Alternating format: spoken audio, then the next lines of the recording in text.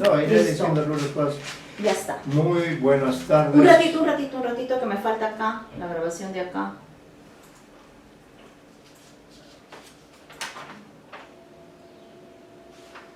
This call is now being recorded.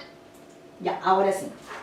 Muy buenas tardes, distinguidos estudiantes que siguen la asignatura del taller de Crítica Literaria 1 de la Escuela de Literatura de la Facultad de Letras de San Marcos. Bueno, acá estamos reunidos en nuestro horario tradicional desde las 2:30 de la tarde hasta 3:50 en que concluye el curso, porque pasamos inmediatamente a otro curso y necesitamos hacer ahí el cierre a las 13:50. Bueno, entonces espero que se hagan presentes. Aquí tengo registrados para que conste en el video como alumnos que asisten. Bueno, voy a leer a todos, algunos de ellos asisten, otros no sabemos.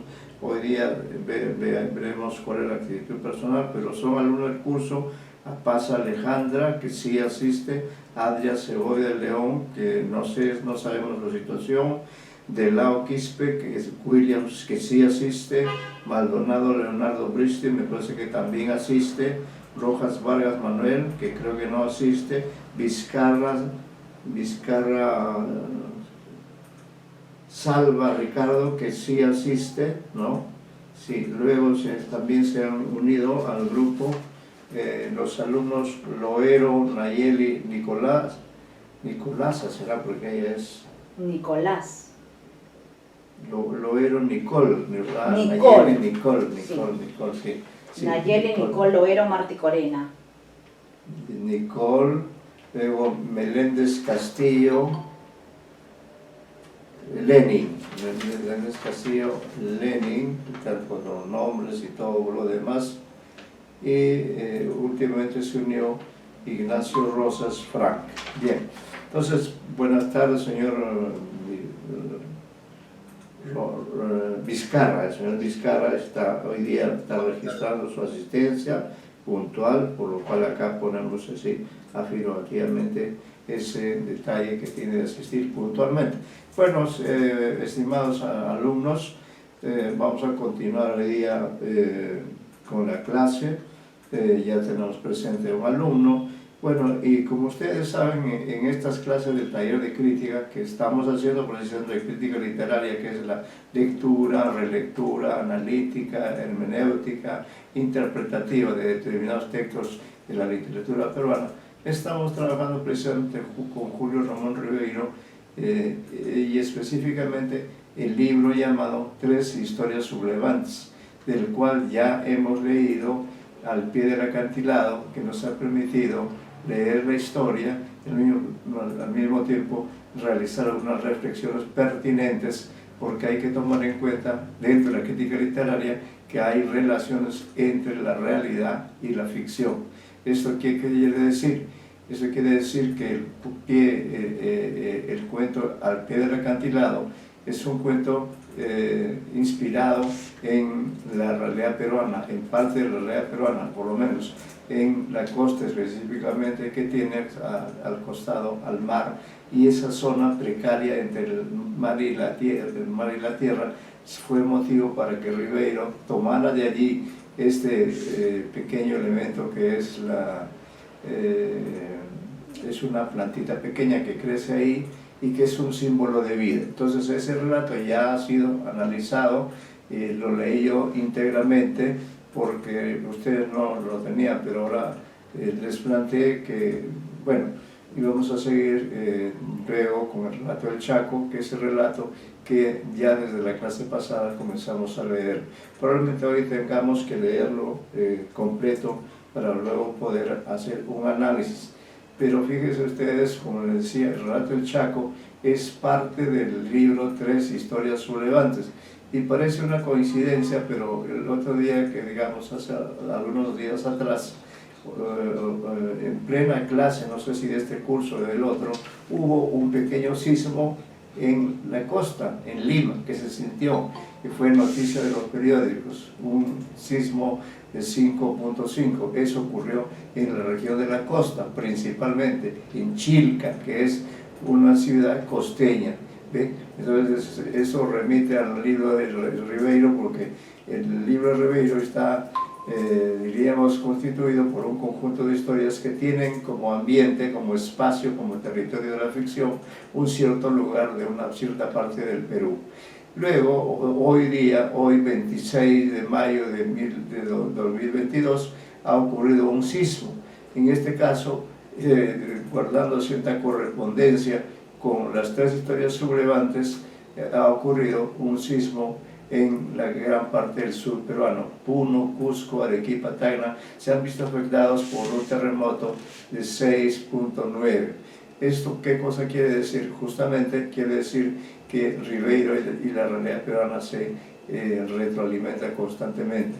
Que en este curso de literatura tenemos siempre que estar haciendo una relación entre la realidad, vean ustedes la ocurrencia de un sismo hoy día en el sur del Perú, con el hecho de que hoy día estamos estudiando el relato, el Chaco, que se realiza precisamente en una parte de la sierra, de la gran región de la sierra, en la zona sureña, en este caso, no la zona central ni norteña, sino en la zona sureña.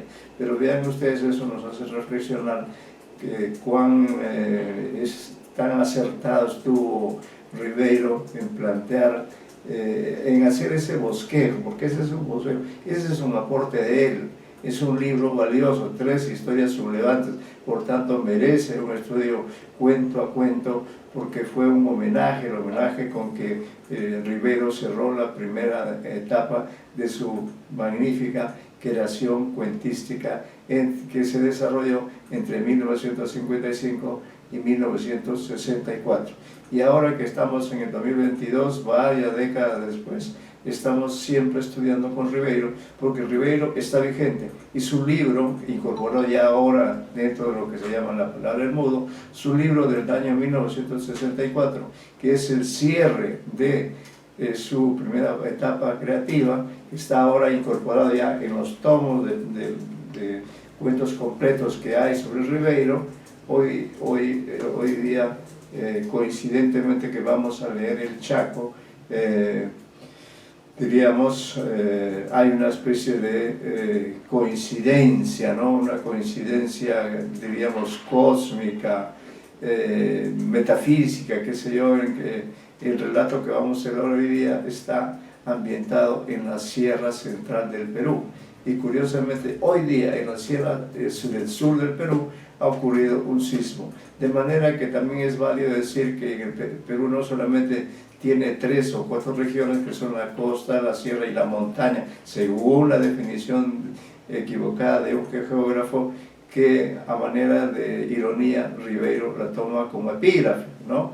Sino que además el Perú también se caracteriza por el acontecimiento de los terremotos, o sismos, temblores y terremotos que han sacudido y sacuden nuestra geografía desde hace muchos siglos. Entonces eso también es algo sublevante, ¿no? Que en algunos países no ocurra nunca ningún sismo y que en cambio el Perú tenga la mala suerte de tener a cada rato sismos de mediana o de gran intensidad. Eso también subleva, nos subleva nosotros los peruanos, y yo sé que ustedes que son peruanos también se sublevan contra esa mala suerte de que el Perú esté situado en una parte del mundo donde hay placas tectónicas que cada cierto tiempo chocan entre sí y eso produce grandes sismos. Incluso, aunque no quiero ser alarmista, pero se afirma que en algún momento habrá un gran terremoto que liquidará, si no todo el territorio, por lo menos el territorio costeño, que es el que está más cercano al mar, ¿no? Allí donde ocurrió este relato, al pie del acantilado. Bien, entonces ahora me corresponde trabajar, ya hay algunos alumnos en clase, me alegra mucho eso, por una cuestión metodológica, y ya que este es un curso del taller de crítica literaria, y la crítica literaria supone el análisis de textos no reales, sino textos de ficción, pero esta ficción que estamos leyendo hoy día es una ficción que también es verosímil, es una magnífica realización, es una magnífica narración, ¿no? Acerca de ciertos acontecimientos también sublevantes que ocurren, no se precisa la época, pero se puede decir que este suceso que se narra aquí, o que le sirve de materia prima a Julio Ramón Ribeiro, debe haber ocurrido en la década del 50 y la década del 60. Entonces, como dentro de un texto narrativo siempre hay elementos que lo constituyen, esto nos llevaría a hablar de la comunicación literaria, pero bueno, entonces lo que voy a hacer yo ahora, para que de alguna manera incorporar también esta idea de que trabajamos de un marco de la comunicación literaria, voy a pedir que yo voy a leer el relato, eso va a ser el principal trabajo de la clase de hoy, pero pido por favor, por ejemplo, voy a asignar acá para que tengan en cuenta el momento de la conversación, el momento del comentario, tengan en cuenta ciertos elementos.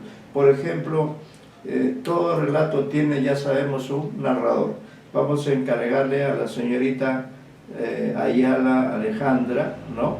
A ella le vamos a encargar que sobre todo que se fije bien en la lectura que yo voy a hacer, quién es el narrador, cómo funciona el narrador, qué tipo de narrador emplea el Chaco, ¿no? Si lo comparamos con, yo le adelanto algo, ¿no? El Chaco tiene un narrador en primera persona, pero hay que detallar cómo funciona, porque también al pie del acantilado tiene un narrador en primera persona, pero ambos son diferentes, ¿no? Ambos son creaciones sin duda de Julio Ramón Ribeiro, autor, pero acá estamos en el terreno de la ficción. Entonces, a Paz se queda encargada de la cuestión del narrador y otras cosas que quiera también agregar. El señor de Lao Quispe queda encargado sobre todo de considerar la presencia de los espacios, es decir, dónde transcurre esta ficción, qué áreas abarca, qué lugares, algunos tienen nombre, además algunos son lugares diferentes, son parte de una hacienda, o parte de la comunidad, o las minas, etc. Todos los espacios que involucren este relato. Él se va a encargar especialmente de ver ese aspecto. Luego Leonardo Disti se va a encargar del asunto de la temporalidad, cómo está manejada la temporalidad, el tiempo, ¿no? Tanto el tiempo de los acontecimientos al interior del relato, como también la temporalidad que hay en el acto mismo de la lectura de hoy día, 26 de mayo de 2022.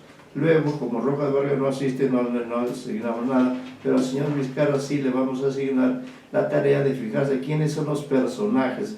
Señor Ricardo Vizcarra Salva, que usted siempre aporta elementos, a usted le vamos a encargar la tarea de analizar los personajes. Cuántos personajes hay, qué sé yo, ¿no? Luego vamos a encargarle también a la señorita Loero Nayeli Nicole, a ella le vamos a encargar, diríamos también, la tarea de analizar, por ejemplo, los momentos de clímax que hay en el relato, ¿no? Dentro de la trama, mejor dicho, le vamos a encargar que se fije dentro de toda la trama, ¿no? Y de esta manera nos pueda esbozar una estructura del relato.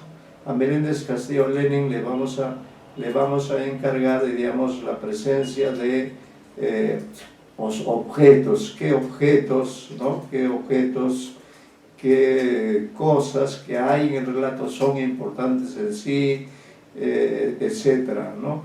Luego a Ignacio Rosas Nayeli le vamos a encargar que nos haga una especie de comentario o que vea cómo se da en este relato la relación entre la realidad y la ficción, ¿ya? Entonces yo leo, pero ya cada uno tiene asignado un elemento que es parte del cuento, ¿no?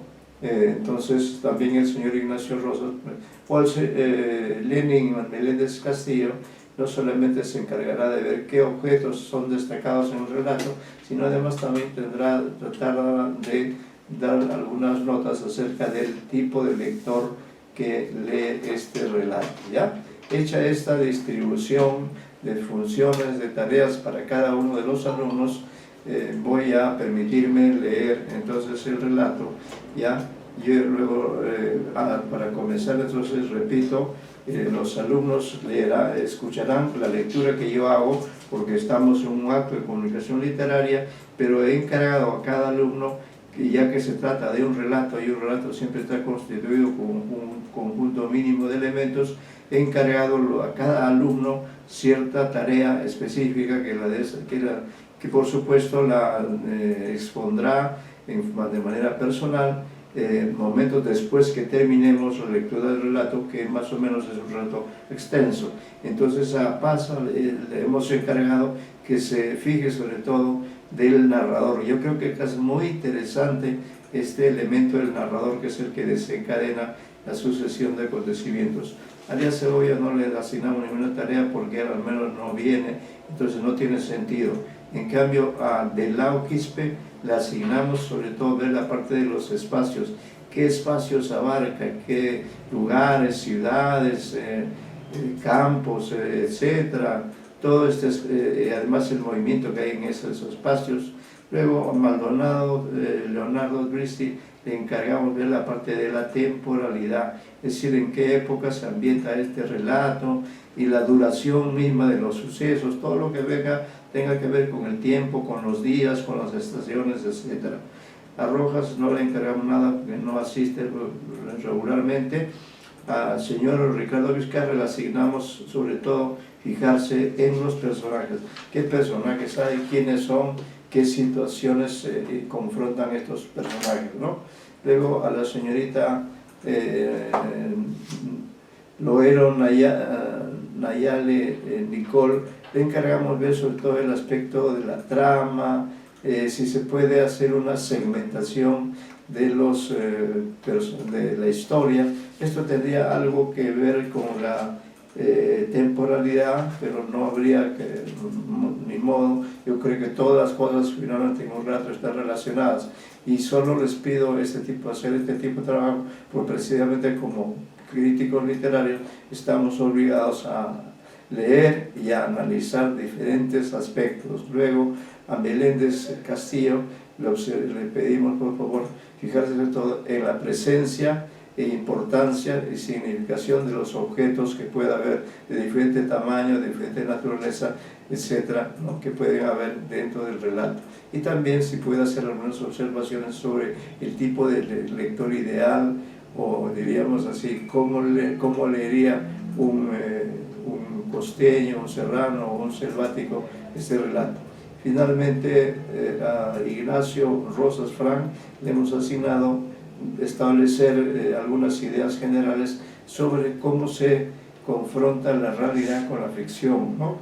Bueno, hechas estas observaciones, esperamos que nuestra metodología produzca conocimientos. Si acabábamos antes de la hora establecida, que es las 13:50, ¿no? Entonces, ahora yo voy a tratar de hacer la lectura de lo más animada. No puedo compartir con ustedes lo de los personajes porque no estábamos seguros de si ustedes tenían o no tenían el texto. Si lo tienen allí a la mano, enhorabuena. Si no, simplemente con atención leen, escuchan la lectura, que voy a tratar de hacer lo más viva posible, y van anotando cada uno de ustedes todo, pero también especialmente aquel elemento de análisis que les he asignado en cuanto a la lectura de este valiosísimo relato de Ribeiro, que es un homenaje irónico, diríamos así, que supone un contrapunto entre la realidad y la ficción, porque allí en el paratexto, en el epígrafe del libro, se dice que el Perú es un país rico y grandioso, con 3 regiones que son costa, sierra y montaña. Eso de montaña ya hemos dicho que es algo inexacto, ¿no? Y de otro lado, como en este espacio ocurren historias reales y de ficción. En este caso, Ribeiro nos ha inventado para nosotros, para el regalo de los lectores, nos ha elaborado 3 historias, y cada una de ellas simbólicamente se ubica en una región determinada del Perú. Para suerte nuestra, hoy día se ocupa de la región de la Sierra. Es una región importante en la que principalmente, diríamos, se desarrolló el gran imperio de los incas. Ese sustrato está aquí. También sería interesante que ustedes, quien va a trabajar personajes, por ejemplo, vea usted la naturaleza mestiza, o si hay blancos, cholos, indios, etcétera, en el relato. Todo tiene sentido en el relato. Por eso, aunque es un poco extenso, yo lo voy a leer, voy a comenzar nuevamente, ¿no?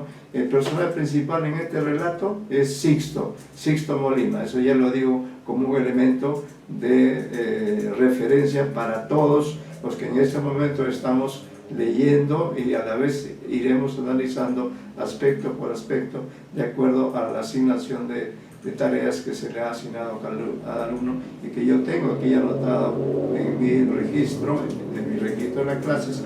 Entonces, cada vez que después que termine una lectura yo pida una intervención a fulano o sutano, su respuesta se referirá especialmente al aspecto que se le ha asignado. Por ejemplo, si le pregunto al señor Vizcarra, más adelante él tendrá que hablar sobre el personaje. Si es la señorita Pasa, será sobre el narrador, y así sucesivamente. El de Lao Quispe sobre la función de los espacios, Maldonado el asunto de la temporalidad, los tiempos que se perciben allí, los cambios que hay en cuanto al tiempo.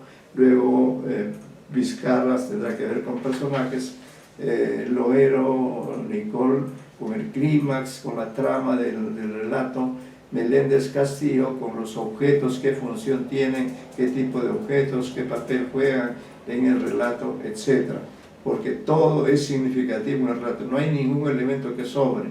Ignacio Rosas, que es uno de los últimos que se ha incorporado, se ocupará de ver precisamente, y ya incluso con los ejemplos que nosotros hemos dado, ver cómo se plantean aquí las relaciones entre esta historia que se ambienta en cierto lugar y nuestro Perú, ¿no? Entonces, voy a comenzar de nuevo y voy a tratar de hacer la lectura lo más animada posible para que cada uno pueda gozar con la lectura de esta historia sublimante verdaderamente, y a la vez pueda fijarse especialmente en los aspectos de análisis que hemos considerado.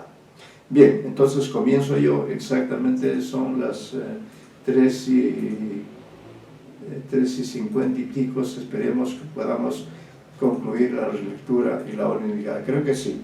Y ya después de la lectura vendrá el análisis, la conversación, el debate. Así que atentos, comenzamos con la lectura, y si hay alguna acotación que hacer también la haremos, pero en principio trataremos que ustedes capten el relato a través de la lectura que yo hago. También leer oralmente en clase es válido, es pertinente, sobre todo si es la lectura de un texto valioso a mi modo de ver. Esto les dejará a ustedes de todas maneras un recuerdo de esta lectura, un recuerdo de esta historia, y también algunos elementos de análisis, algunos elementos valiosos. Bien, entonces comienzo la historia con la primera frase, porque en la primera frase aparece el protagonista del relato, Sixto, ¿no? Y ya luego iremos descubriendo quién es el narrador y todos los demás elementos de los que nos hemos ocupado hoy día en señalar como tareas para ustedes. Bueno, dice: Sixto llegó de las minas hace meses. Ve, hay espacio y temporalidad, ¿no? Llegó de las minas hace meses, junto con otros mineros guaripampinos. Venían a ver a su pueblo. Ve, hasta ahí nomás ya hay dos espacios. Venían a ver su pueblo, las retamas, las vacas que dejaron en el pastizal, y a partir nuevamente hacia la Oroya, el caserío de las chimeneas, otro elemento del espacio, hacia la Oroya, el caserío de las chimeneas, después de reposarse. Pero solo venían a morir, como dijo Pedro Limaita, que es un personaje importante, pues tenían los pulmones quemados de tanto respirar en los socavones. Algo tan importante como eso, ¿no? Pero venían a morir, como dijo Pedro Limaita, pues tenían los pulmones quemados de tanto respirar en los socavones. Y en verdad que se fueron muriendo poco a poco en las cementeras, tosiendo sobre las acequias y se quedaron torcidos en el suelo entre nosotros, que no sabíamos qué bendición echarles. Así se fueron todos, menos Sixto Molina, ojo, protagonista. Quizás Sixto vino ya muerto, y nosotros hemos vivido con un aparecido. Su cara, de puro hueso y pellejo, la ponía a quemar al sol en la puerta de su casa o la paseaba por la plaza cuando había buen tiempo. No iba a las procesiones ni a escuchar los sermones. Vivía solo, con sus 3 carneros y sus 2 vaquillas. Nosotros nos decíamos que cuando llegara la época de barbechar se moriría de hambre, porque con ese pecho chato que tenía se ahogaría de solo levantar el asadón. Ahí el asadón, por ejemplo, es un objeto que hay que tomar en cuenta. Bien, pero Sixto comenzó a durar más de lo que pensábamos y a caminar por las afueras de Guaripampa. Que esa frase, por ejemplo, hay información sobre temporalidad y sobre personajes. Pero Sixto comenzó a durar más de lo que pensábamos y a caminar por las afueras de Guaripampa. Varias veces lo encontramos escalando los cerros, arrastrándose por la carretera o sentado en esa peñolería alta que da sobre la casa del patrón. Entonces ya el patrón, personaje, ojo con el encargado. Allí pasaba horas Sixto, ¿no? Mirando los tejados de las casas, de la casa y el patio donde capan a los carneros y encostalan la papa que es tan importante en la alimentación. Los pastores dicen que también se le veía, ¿no? Se le veía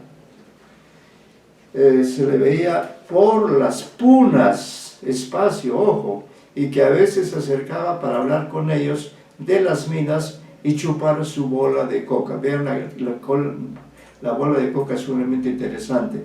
Un día lo encontré, entonces ya estamos frente a un narrador en primera persona, pero vamos a caracterizarlo mejor gracias a ustedes. Un día lo encontré en la carretera que separa nuestra comunidad de la hacienda de Don Santiago. Hay dos elementos de espacio importantes que son nuestra comunidad y luego la hacienda de Don Santiago. Es una zona entonces donde hay una comunidad y hay una hacienda. Y eso ya supone un enfrentamiento. Bien, continúo. Él estaba parado al borde del camino, debajo de ese quinoar seco donde saltan los gorriones. Estábamos conversando cuando vimos acercarse al niño José, otro personaje importante, el hijo del patrón, que ya creció y dicen que es ingeniero. Venía al paso de su yegua Mariposa. Ven, aquí también esta yegua es un personaje, ¿no? Al pasar a nuestro lado, es una situación, ojo, con el clímax, el primer clímax, del Loero, al pasar a nuestro lado se detuvo y nos saludó. Es decir, se crea una situación comunicativa en el relato. Yo me quité el sombrero, es un gesto, ¿no? Un gesto del personaje, y le di los buenos días. Pero Sixto no dijo nada y lo miró a los ojos. Así estuvieron mirándose largo rato, como buscándose querella, ¿no? Y ahí se ve que hay un conflicto entre los personajes. No te conozco, dijo el niño José, pero por la cara que tienes debe ser minero y guaripampino. ¿No sabes decir buenos días?, pregunta el niño José. Sixto se rió como nunca lo había oído yo, dándose puñetes en el vientre y cogiéndose luego más abajo las partes de la vergüenza. ¿De dónde ha salido este?, me preguntó el niño José. El niño José pregunta al narrador. ¿Más idiotas todavía en Guaripampa? Es Sixto Molina, le dije, ahí contesta el narrador. Es Sixto Molina, le dije, ha venido de las minas hace unos meses, pero Limaita dice que pronto tendremos que enterrarlo. El hijo del patrón, ojo, personaje importante, que se fue hacia las minas sin decir nada, pero yo me enteré por el Chiuchi Antonio, que es un pequeño personaje pero importante, el Chiuchi Antonio, que no es el narrador, que vive en la hacienda, que esta misma noche le contó todo a don Santiago. Debe ser hijo del viejo Molina, que fue mi pastor, dijo don Santiago. Debe ser hijo del viejo Molina, que fue mi pastor, dijo don Santiago. Don Santiago es el hacendado. El viejo murió de asma porque fumaba mucho. Se fumaba hasta cigarros que yo metía en mi boquilla para que sirvieran de filtro y que luego tiraba al patio cuando estaban negros de nicotina. Es un recuerdo, una analepsis, ¿no? El patrón está recordando al padre de Sixto Molina. Desde ese día Sixto iba siempre a la carretera y se paraba debajo del quinoal. El niño José pasaba a las 8 en su yegua para visitar el ganado en las alturas. Sixto lo esperaba y cuando el ingeniero pasaba, lo miraba en los ojos sin quitarse el sombrero. El niño José se detenía un momento y lo miraba también hasta que Sixto se echaba a reír y se retiraba. Ven, o sea, que se reitera, muy interesante. Al principio, el niño José no decía nada y seguía su camino, pero como todos los días pasaba lo mismo, se bajó una mañana de su yegua y se acercó a Sixto. Otra situación comunicativa, ojo, el diálogo también es importante. Algunos de ustedes observen también la cuestión del diálogo, me había olvidado. A ver, Meléndez quizá también se va a ocupar del diálogo, los diálogos que hay en la Meléndez Castillo. El diálogo es muy importante en este relato, no sé cómo me lo olvidé. Bueno, podría también, no, ya, seguimos entonces, ¿no? Entonces se han encontrado de pronto estos personajes que son enemigos entre sí, y el niño José y Santiago. Entonces el niño José le dice: no me gusta que me mires de esa manera, dijo, sé que eres Sixto Molina, el hijo del pastor, y que estás enfermo. Si quieres algo, dímelo ahora mismo. Como Sixto no respondió, el niño José volvió a montar. No quiero verte mañana por aquí, continuó. Acuérdate de lo que te digo. Pero al día siguiente Sixto estaba en su lugar. O sea, Sixto es terco, ¿no? No hace caso al niño José. El niño José desmontó, dejó su sombrero encima de una tapia y se acercó a Sixto. Te voy a pegar, dijo, y comenzó a darle de trompadas. Sixto, que estaba flaco, se cayó y allí el niño José le partió la frente de un botazo. Luego se puso su sombrero y se fue. Sixto quedó sentado en la acequia limpiándose la sangre con la mano. A la mañana siguiente estaba de nuevo bajo el quinoal.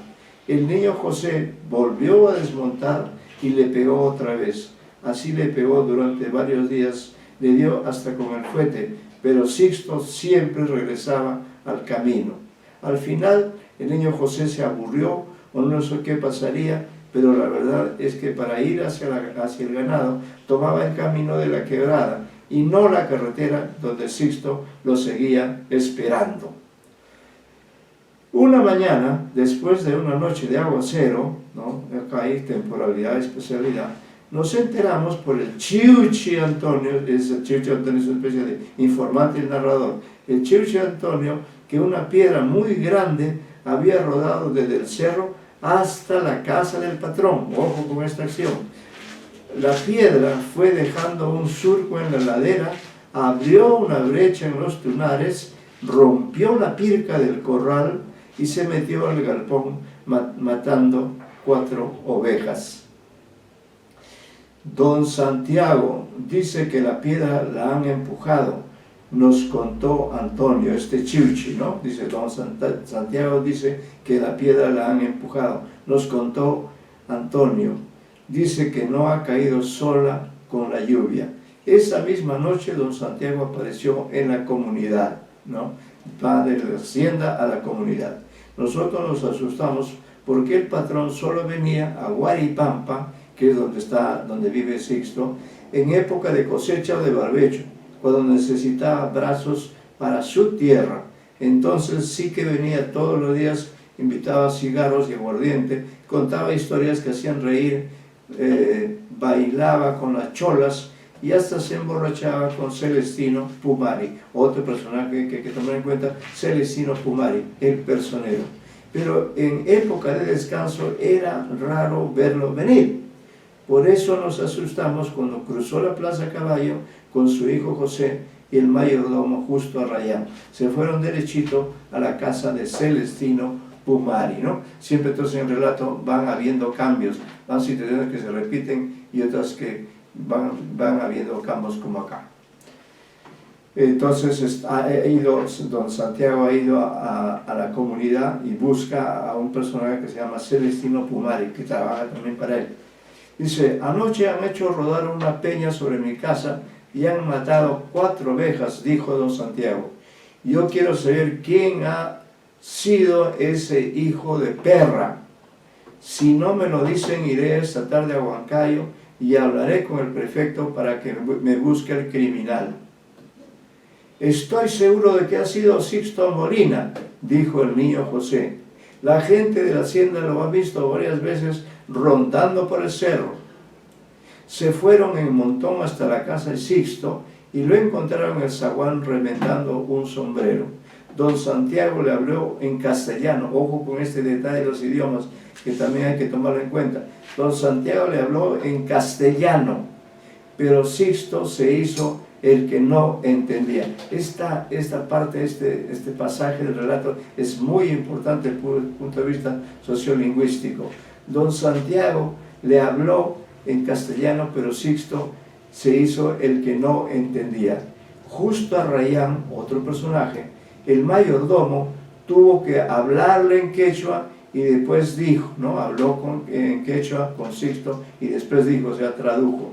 Molina dice que es muy débil para empujar una piedra grande, ¿no? Está traduciendo Justo Arrayán. ¿Cómo sabe que es una piedra grande?, preguntó el niño José. Justo Arrayán volvió a hablar en quechua con Sixto y dijo: Molina dice que una piedra chica hubiera matado solo un gorrión. Nosotros nos echamos a reír. Don Santiago gritó: que hable en castellano. Todos ustedes saben castellano. No creo que sea tan bestia que se haya olvidado. Dime tú, carajo, ¿entiendes lo que te digo? Dice así fuerte don Santiago. Entonces Sixto Molina habló en castellano y lo hizo mejor que los señores, como nunca habíamos oído nosotros hablar a un guaripampino. ¿Ven qué interesante es esa escena? Usted no es mi padre, dijo Sixto. Usted no es Dios. Usted no es mi patrón tampoco. ¿Por qué me viene a gritar? Yo no soy su aparcero, ni su pongo, ni su hijo, ni trabajo en su hacienda. No tengo nada que ver con usted. Cuando más, vecinos y carretera de por medio y pirca de tunares.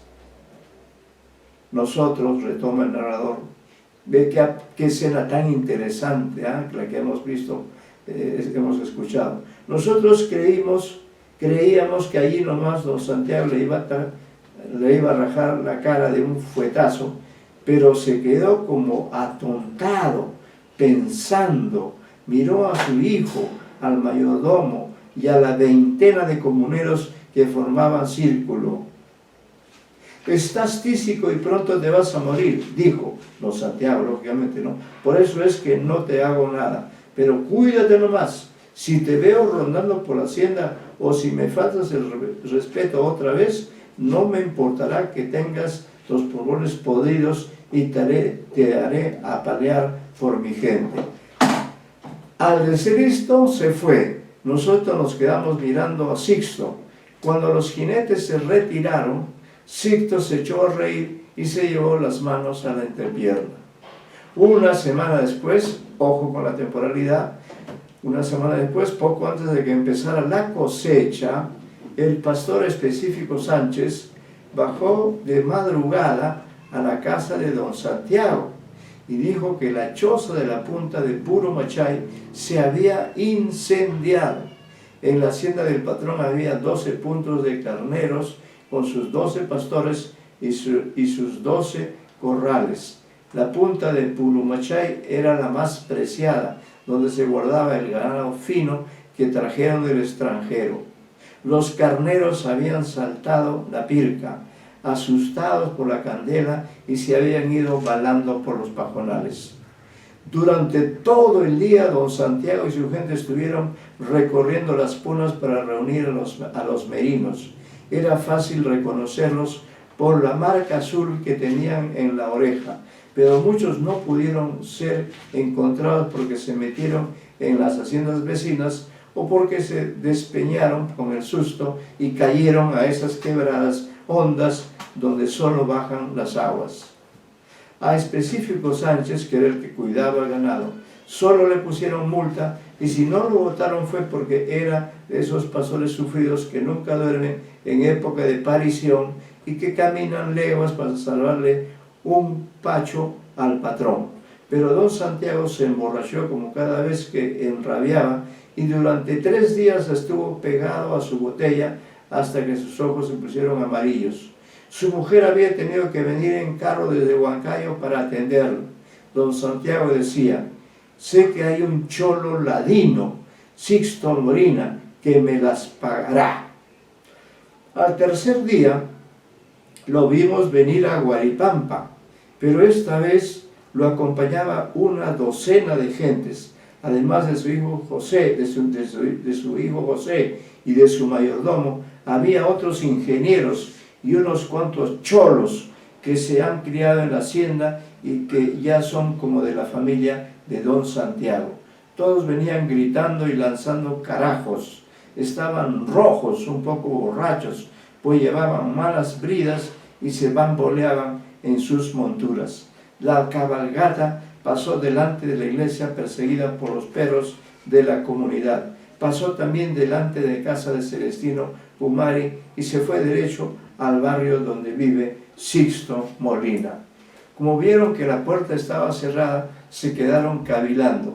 Don Santiago bajó y comenzó a gritar: Sixto Molina, aquí hemos venido para que nos digas por qué has prendido fuego en la punta de Purumachay. La puerta seguía cerrada. A esa hora Sixto no estaba, pues había ido temprano llevando su ganado a pastear. Así se lo dijimos, pero el niño José no nos creyó y desmontado comenzó a dar de patadas en la puerta. Cuando la rompió, entró a la casa seguido de su gente. Se fueron hasta el corral que hay detrás y encontraron allí a las 2 vaquillas. No se las llevaron porque eran muy chuscas. Nosotros solo escuchamos los tiros. Cuando entramos al corral, vimos que se habían muerto con los ojos abiertos, sin protestar, echando sangre por su pellejo lleno de huecos de bala. Para avisarle a Sixto tuvimos que atravesar todas las tierras bajas, las que estaban alrededor del caserío, y subir a las alturas. Anduvimos buscándolo entre los pajonales, largo rato, porque nuestras punas son grandes, casi tan grandes como las que tiene don Santiago. Pasamos cerca del cerro de Marcapampa y lo encontramos en la última quebrada, la que está húmeda y verde aún en el verano. Te han matado a tus vaquillas, le dijimos. Sixto arreó su ganado y comenzamos a bajar a Guaripampa, sin decir nada. Corría delante de nosotros, dándoles de guaracazos a sus carneros. Llegamos resollando y vimos que delante de su casa había un montón de comuneros y de mujeres. Estaba también el personero Celestino Pumari. Bien merecido lo tienes, dijo el personero, es decir, Celestino Pumari. Sigue Celestino, nos estás metiendo en líos con el patrón. Cuando venga la cosecha no te dará trabajo, nos pagará 8 soles diarios esta vez y nos regalará una máquina de escribir. Curioso, ¿no? Sixto se abrió camino y entró a su corral. Ahí se agachó al lado de sus vaquillas, les tocó el hocico y metió sus manos en sus heridas. Después sacó un cuchillo y las desolló.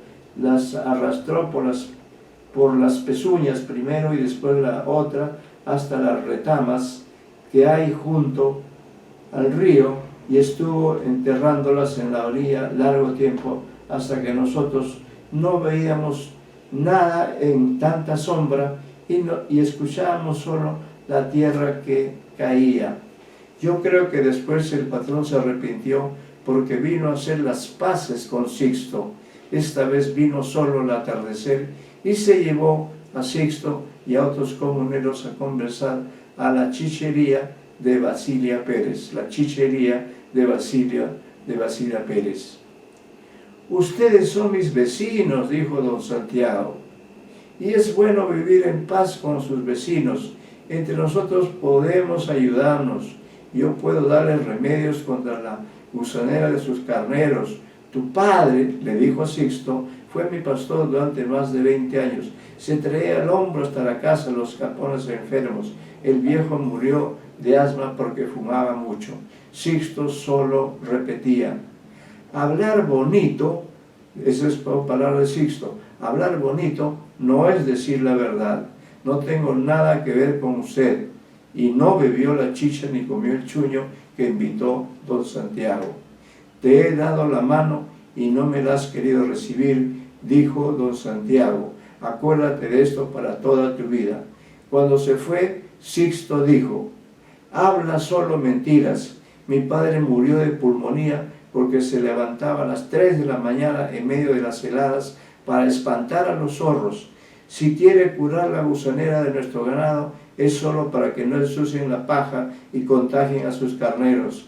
Ahora se va donde el personero para comprarlo.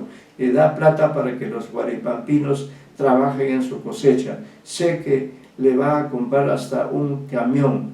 Los dos son como perros, ladran en la misma lengua. Peor todavía porque cuando muerden los hacen calladitos a la traición. A partir de ese día, don Santiago venía casi todos los días donde Celestino Pumari para hacer el trato. Como ya había que empezar a cosechar, necesitaba que los guaripampinos escarbaran su papa, igual que todos los años. Nosotros no queríamos trabajar porque para eso teníamos nuestra papa también y nuestro ganado, pero don Santiago nos daba plata además, y con esa plata podíamos ir a Huancayo a comprar aguardiente, coca y cigarros. Además, Pumari nos enseñó la máquina que nos regaló el patrón, la máquina de escribir que él se había llevado a su casa. No sé para qué, pues no entendía nada de escrituras. Adelante, Fran Salvador. Con esta máquina, decía Pumari, que es el delegado, el hombre que también trabaja para don Santiago, con esta máquina, decía, podemos escribir como los blancos, ojo con ese término, y así cuando haya algo que reclamar, las autoridades nos harán caso. Escribiremos en un papelito bien limpio, ya verán cómo el señorito José nos va a enseñar.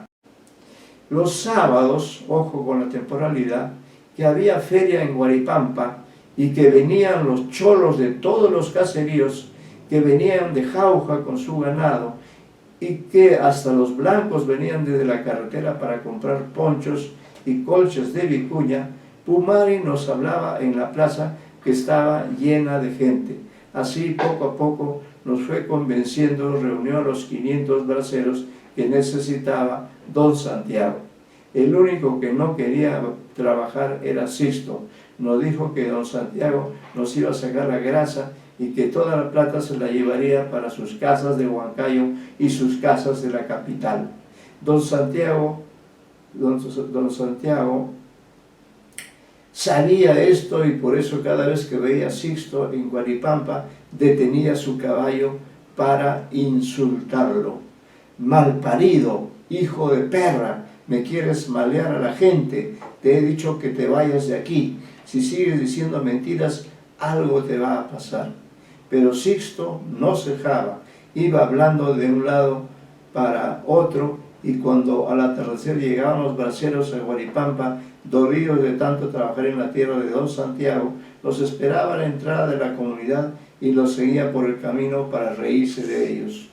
Ustedes tienen sangre de calandria, les decía, alma de borrego tienen, lamen la pezuña del patrón. Algunos braceros le hacían caso a veces y no iban a trabajar, y cuando el mayordomo Justo Rayán venía a buscarlos le decían, por nadita del mundo trabajamos, Sixto dice que somos como borregos, que venga don Santiago a pedírnoslo de rodillas o que nos pague más. Fue por eso que una tarde, cuando Sixto venía del río donde lavaba su ropa, vio 3 sombras detrás de las retamas. Sixto quedó mirándolas porque las sombras estaban quietas y no se movieron cuando les tiró una piedra. Dice que le dio miedo no fueran aparecidos de tanta gente que murió en las minas y se echó a correr. ¡Sixto Molina! Dice que le gritaban por detrás, y cuando dobló el recodo que lleva a la comunidad, volvió a verlas, esta vez en medio del camino. Recién se dio cuenta de que eran sombras de hombres vivos, pero esta vez ya no hablaron. Una se quedó atrás y las otras dos avanzaron, y él ya no tuvo tiempo sino para agacharse y hacerse una bola antes que le comenzaran a golpear. Con un palo le daban y con las correas de la cintura. Sixto se tapaba con las manos, pero antes de que su mano llegara al sitio, ya el sitio había sido zurrado. Ni con 100 manos, dice, se hubieran podido cubrir, porque de todo lado venían los cinchazos, y él sentía que los huesos se le partían. Después ya no sintió nada más y se quedó con una oreja metida en un charco, viendo cómo se alumbraban las estrellas y sintiendo cómo se le trepaban los grillos. Más tarde, el viejo Limaimanta se tropezó con él, lo maldijo varias veces, quiso dejarlo tirado, después jalarlo, y como no podía, fue a buscar una bestia a los potreros, y así lo trajo a Guaripampa, doblado sobre el espinazo de un burro. Nosotros creíamos que lo habían matado, esta vez de verdad. Ah, Molina, haces mal en seguir viviendo, decía Pedro Limaita. Esto te pasa por no querer morirte de una vez, cuando has venido de la mina con el cuerpo podrido. Uno de estos días te vamos a encontrar con el pescuezo cortado y los ojos fuera de su sitio, tirado en el cementerio. En su casa lo estuvo curando. Tenía manchas moradas por toda la piel, mataduras en las piernas, y orinaba un jugo negro cuando orinaba. A la semana se pudo levantar, pero un brazo se le quedó recogido para siempre, como si fuera el ala de una gallina, y ni 2 hombres juntos se lo podían enderezar. De la hacienda de don Santiago hicieron correr las voces de que estaban penando para disimular. Decían que malos espíritus andaban por los caminos y que era peligroso atardarse en el campo porque aún no lo podían degollar. Hablaba de llamar al cura para que echara cruces en el valle de Guaripampa y nos librara de los aparecidos. Pero a Sixto Molino no lo engañaba. Los que avanzaron tenían hojotas, decía, pero el que se quedó atrás llevaba botas de hacendado. Si lo vi clarito, que se me caiga la lengua a pedazos, si es que no era el hijo de don Santiago. Ahí descubre algo, pues, nuestro estimado Sixto Molina, el hombre más golpeado que Cristo. Bueno, sigo, todavía tenemos tiempo. Dice, una tarde compró muchas botellas de chicha donde Basilia Pérez, ojo con Basilia Pérez. Una tarde compró muchas botellas de chicha donde Basilia Pérez, compró cancha y coca y envolvió todo en su poncho y se fue para los pajonales con los hermanos Pauca. Como yo los seguía, ojo con el narrador, me quisieron echar, pero después me dejaron andar junto a ellos. Yo tenía que correr porque ellos andaban rápido y sin cansarse por esos atajos filudos que solo conocen los chivatos. Pronto pasamos el roquedal de los zorros y llegamos a la quebrada que linda con la tierra de los gringos. La tierra de los gringos, la más grande que hay en estos lugares, está toda alambrada y nadie puede pasar por allí. Detrás de los alambres están sus carneros que vienen hacia nosotros y meten sus cabezas entre las púas. Son carneros de otra raza, muy gordos, grandes, casi como terneras y con toda la lana blanca. Nuestros carneros, en cambio, tienen la lana moteada con manchas marrones y a veces son todos negros y a veces ni lana tienen, que se les ve el pellejo. Pero a pesar de eso, nuestros carneros meten también la cabeza por los alambres y se miran y se hociquean con los carneros de los gringos. Y yo creí que nos íbamos a quedar allí, mirando esas punas enormes que llegan, según se dice, hasta la fundición de la Oroya. Pero Sixto empezó de nuevo a caminar y los hermanos Pauca lo siguieron y yo iba detrás. Así llegamos hasta el cerro Marcapampa, ojo con el cerro Marcapampa, donde están las ruinas. Nadie sube por allí porque trae mala suerte.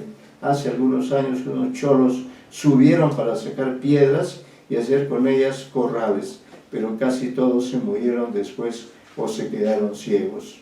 Cuando llegamos a la cumbre, uno de los Paucas me dijo: ya está bien, Chiuchi, ahorita te bajas.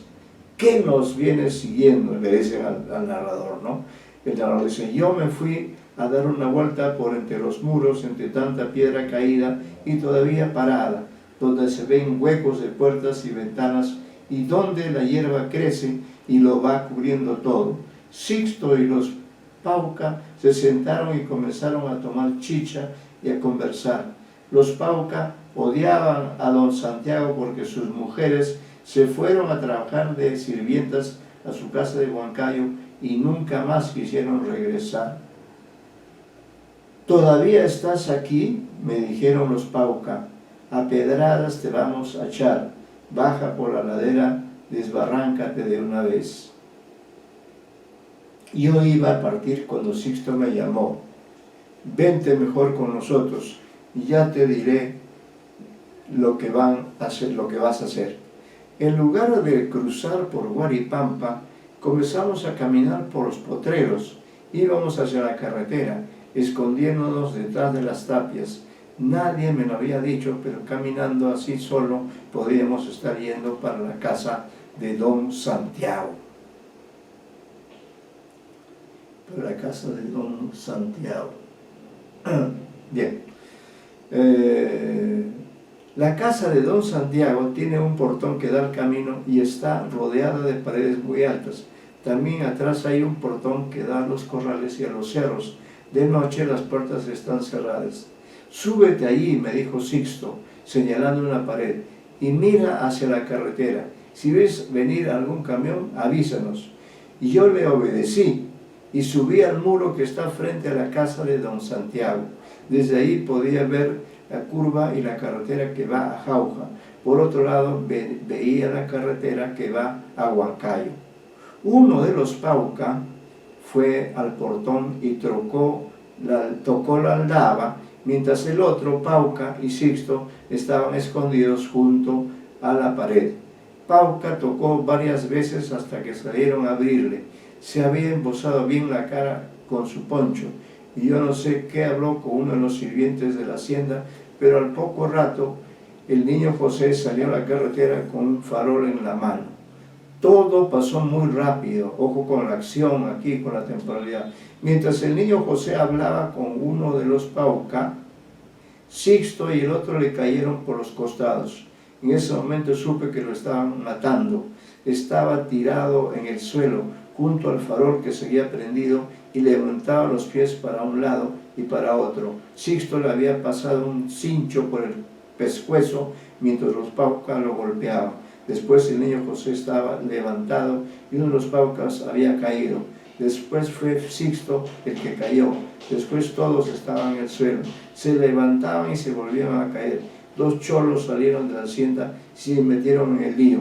Todo pasaba en medio de gritos. Yo estaba parado en el muro, agarrado de un eucalipto.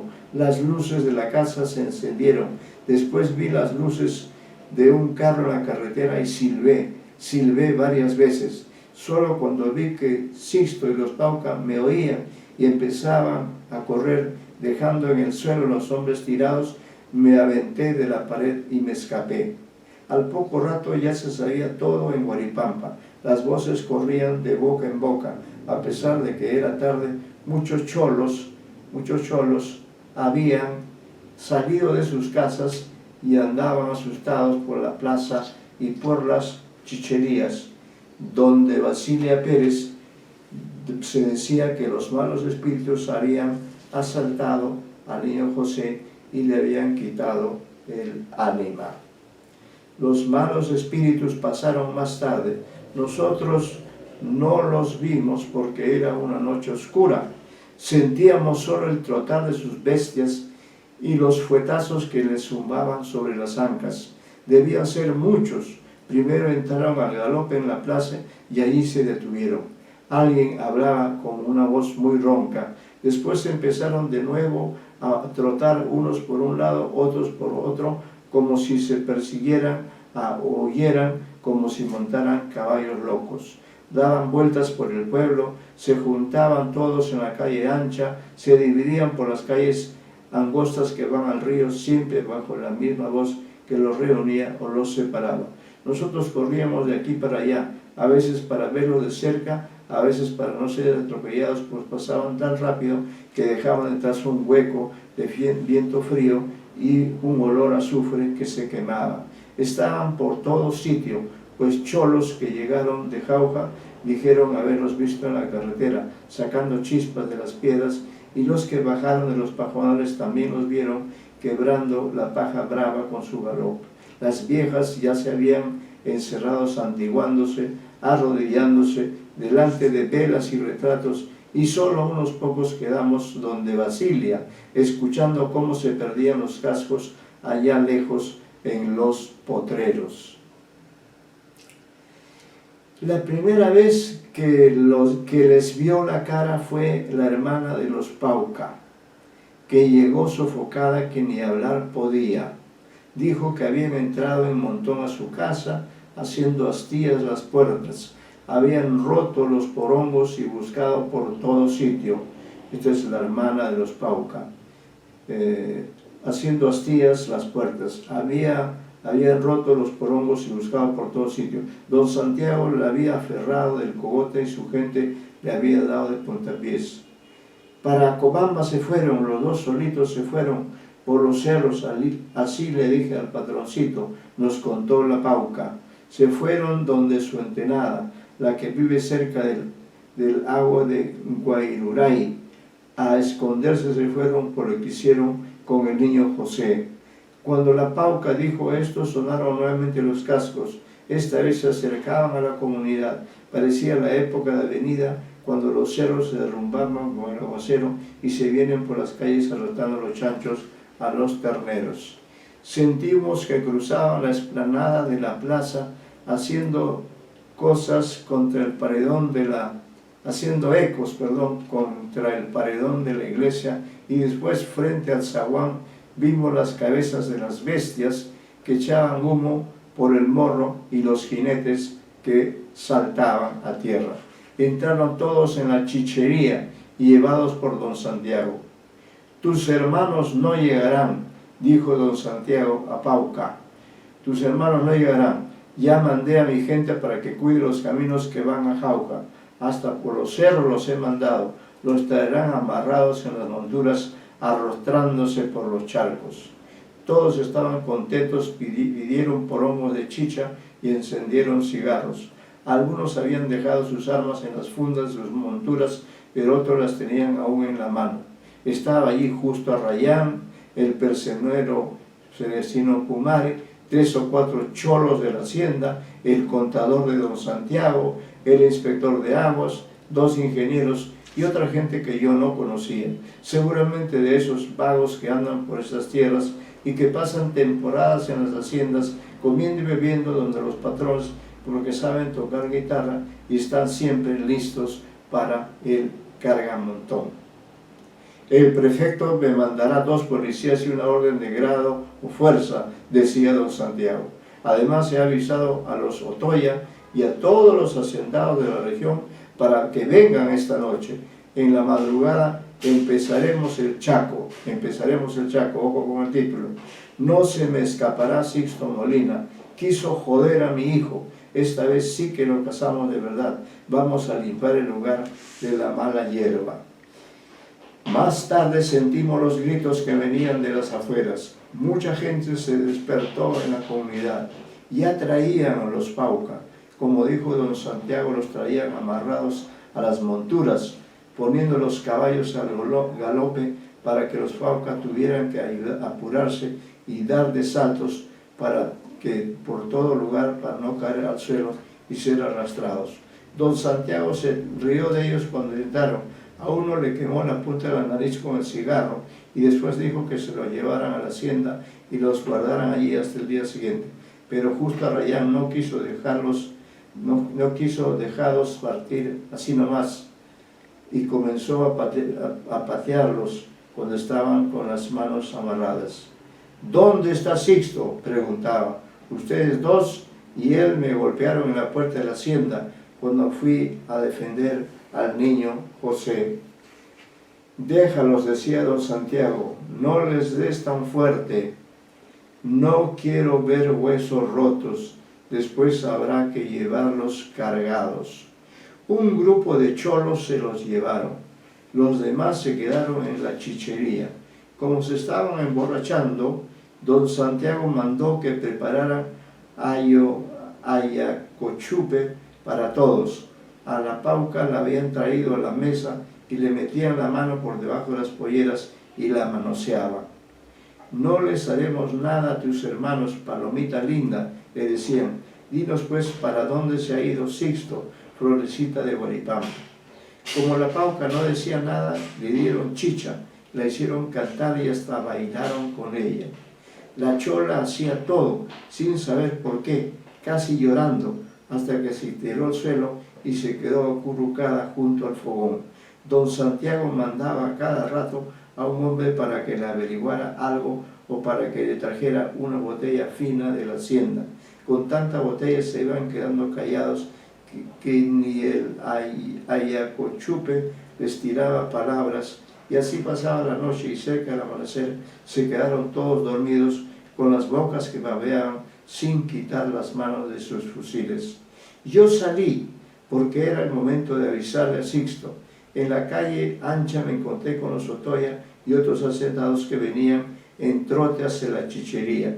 Todos se odiaban con don Santiago y en época de cosecha, cuando había concurso de ganado, discutían en Huancayo delante de los jurados y hasta se agarraban a trompadas. Pero cuando había un cholo de por medio se volvían amigos y se ayudaban.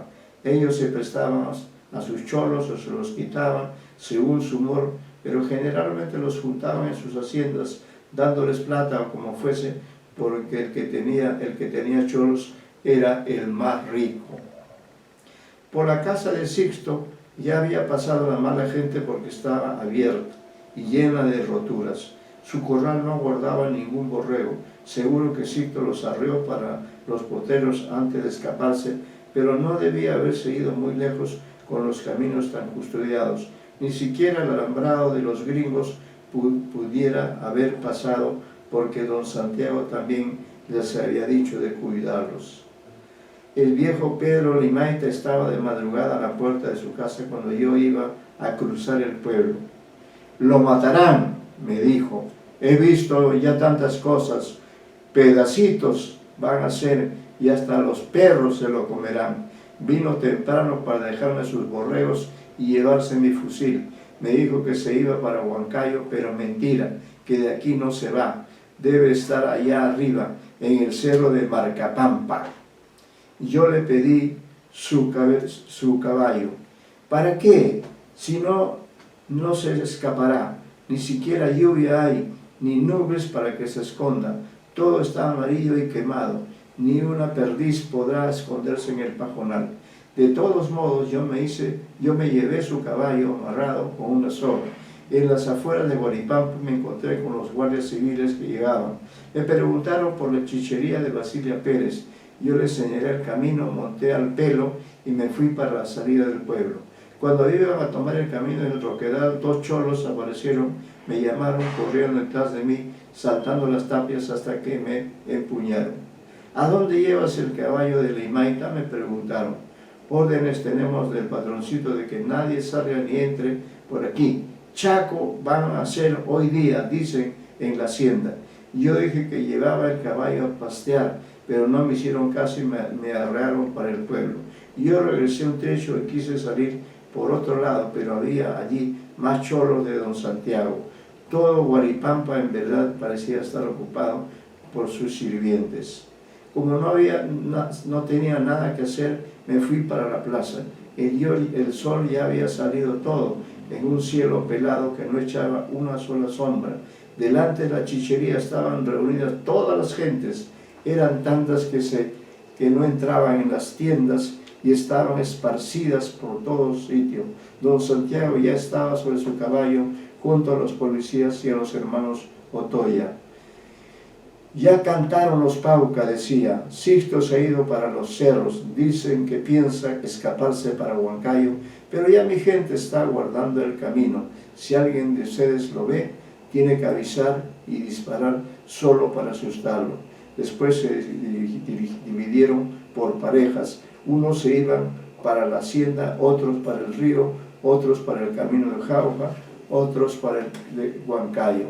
Eran más de 60 jinetes. Estaban no solo los hacendados del vecindario, sino también sus mayordomos y todos sus pongos. Mientras se separaban, se iban haciendo adiós con la mano, se quitaban los sombreros y se reían fuerte en la mañana.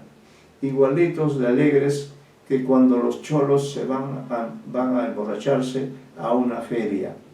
Con el Chiuche Antonio, que vino de la hacienda, los fuimos siguiendo. Primero íbamos detrás de unos, después detrás de otros, montados los dos en el caballo de Limaita.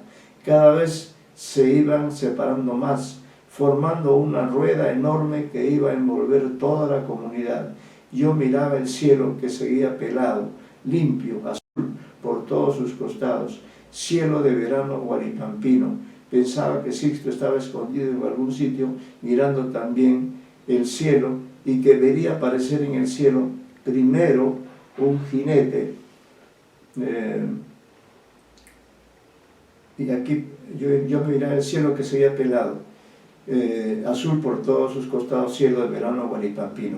Pensaba que Sixto estaba escondido en algún sitio, mirando también el cielo, y que vería aparecer en el cielo primero un jinete por un lado y después otros por otro lado, y así jinetes por todas partes, juntándose cada vez más, hasta quedar encerrado y solo en un cerco redondo de caballos. Ya dan cuenta ustedes de qué trata el Chaco. El Chiuche Antonio estaba prendido de mi espalda y temblaba tanto que me hacía perder la rienda. Son fusiles de verdad, decía. Yo vi una vez en la hacienda al niño José que con uno de ellos mató a una mula que se había roto una pata. Primero le acarició el morro y después le apuntó entre los dos ojos. Ah, la mulita que pataleó y quiso pararse, pero se quedó tiesa y por la noche estaba lleno de moscas. Nos tocó ir detrás de Justo Rayán, que iba muy despacio mirando aquí y allá, metiendo los ojos en las acequias, parándose bajo los árboles o aguaitando atrás de las tapias.